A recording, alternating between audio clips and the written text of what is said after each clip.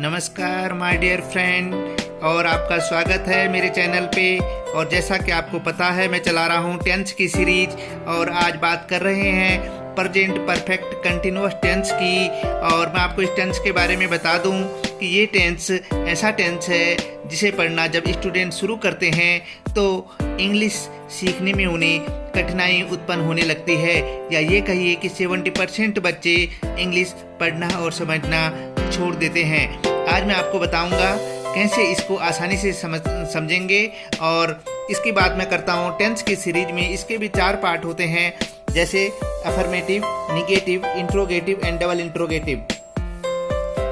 Affirmative की बात मैं करूंगा सबसे पहले, लेकिन उससे पहले ध्यान यहाँ देना है कि ही, शी, इट के साथ हैज बीन का यूज होगा, और आई, वी, यू, दे ये जो सब्जेक्ट हैं इनके साथ हैव बीन का यूज होगा।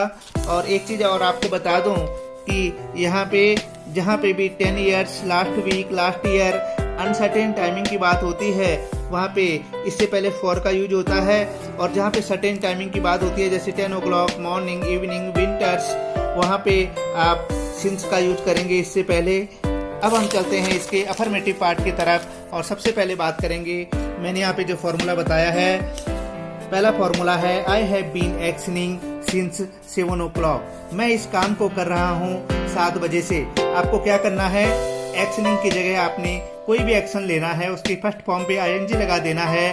Suppose I have been reading since 7 o'clock। मैं 7 बजे से पढ़ रहा हूँ।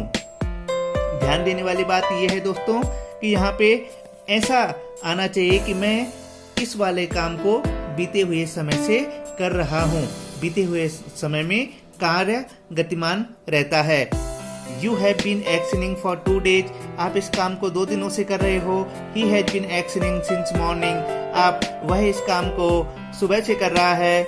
एग्जाम्पल के तौर पे मैंने यहाँ पे लिया है He has been teaching for 2 years। वह 2 साल से पढ़ा रहा है।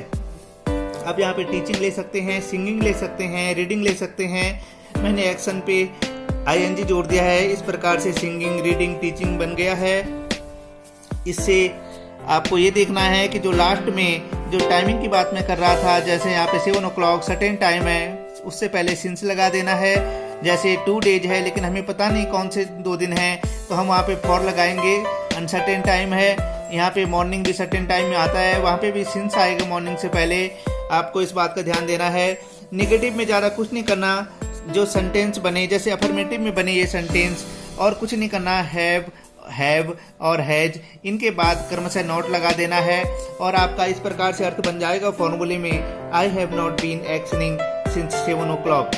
मैं इस कार्य को 7 बजे से नहीं कर रहा हूँ। You have not been actioning for 2 years। आप इस काम को 2 साल से नहीं कर रहे हैं। He has not been actioning since morning।